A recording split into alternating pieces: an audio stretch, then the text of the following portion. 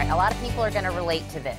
Do you like to clean the kitchen right after dinner, and your significant other could maybe stand to wait a day or two?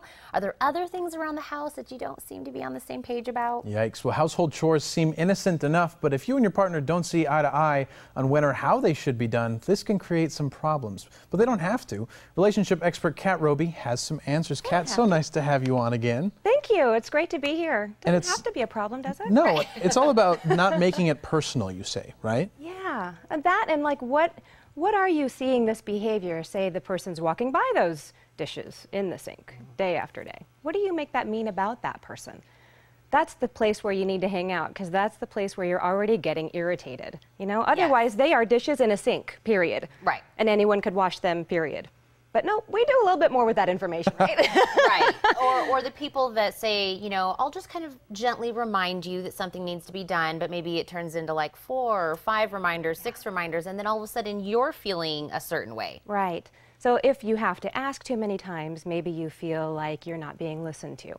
Or if you're being asked a whole lot of times, maybe they don't trust you to get it done. You know, there's all these places where you attach a meaning and an emotion to it where we don't necessarily have to.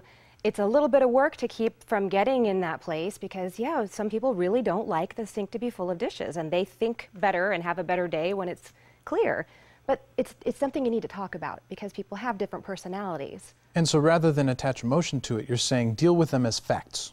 Yeah, so like let's talk about the fact that sometimes there are dishes in the sink for 2 days. I'm not really good with that. It's hard for me to think when the kitchen is cluttered up.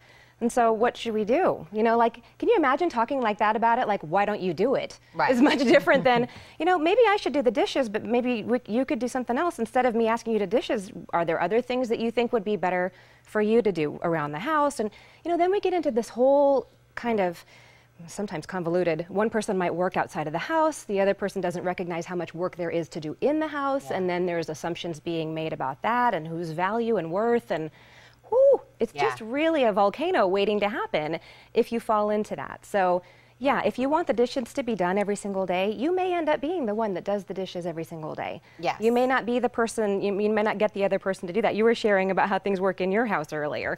Yes, and we were talking, because we were talking about gender. I said, you know, my fiance, he's more of a, he wants everything done at like a certain time in a, you know, certain way, and he can't sit down and kind of relax. He's always like a busybody, and I'm okay with laying on the couch and watching TV for a little while, and I'll get around to it. So every household, I think, is a little bit different. It's not always girls are one way, boys are another way. And I actually have a friend who feels like she does a lot outside the home. She works a couple of jobs. You know, she feels like she does a lot for the kids. She comes from homes and cleans, and she's thinking, why can't you see I'm so busy? Wouldn't you see that I need the extra help? So is that going back to that, you know, maybe you're internally thinking about a lot of things. Right, you're thinking about it, you're making a couple of assumptions. They may be accurate, I'm not saying they're not, but they're still assumptions. So underlying all of that, though, we get ourselves to believe, you work hard, you don't see it, you this, you that. What about just asking? You know, instead of noticing or waiting for the person to notice how much you do or don't do, what if you just say, hey, could you do the dishes today? I'm just really feeling overwhelmed. Or could you get the oil change by Friday? I could probably do it if you can't, but, you know, talk about timelines, talk about things that need to be accomplished. You both live in the space, and we're typically talking about house stuff, although sometimes we're talking about like medical stuff. Yeah. You know, like sometimes this kind of falls into a gender-related place. I hear a lot of women say, I'm scared that my husband won't go to the doctor. I say, yeah, so you ask him over and over and over. And of course you're going to ask because you're worried, but at the same time, the more you ask, the more it kind of gives the message, I don't trust that you're going to take care of it. So maybe change that discussion. Like, I'm really worried. Can we talk about this? Or when could you get it done? Because I think about this a lot. Share your feelings about it. Right. For me as a guy, it's all about approach. If my girlfriend comes to me and she says, you know, I'm really worried about you.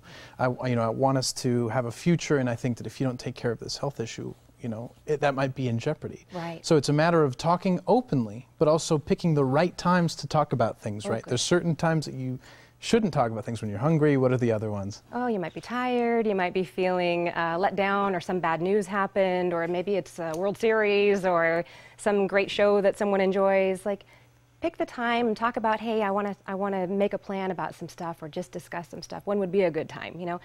Come to it from the most even place you can. I think if you start listening, you might hear that sometimes your requests either already sound irritated, or sound maybe even condescending because of all the meanings you've already attached. So it's your job to clear that off first and then talk about the facts. I really want to accomplish this. How can we do it? Right. And so at some point you may have to just come to a realization that this is just how this other person runs and how they have their timeline. I just have to accept it, and if I want certain things done, maybe I should just pick up that extra slack. And a little cherry on top, notice all the things they do. Yes. They may not be on your list, but they do a lot of stuff. I think that's great. And I love all of these tips. And I said a lot of people are going to be listening and they're like, that's me. So, Kat, we always love when you come on. Thank you so much for all the advice. And, of course, to get more tips to optimize your relationships, just call Kat at 906-3392 or go to online to robeycounseling.com.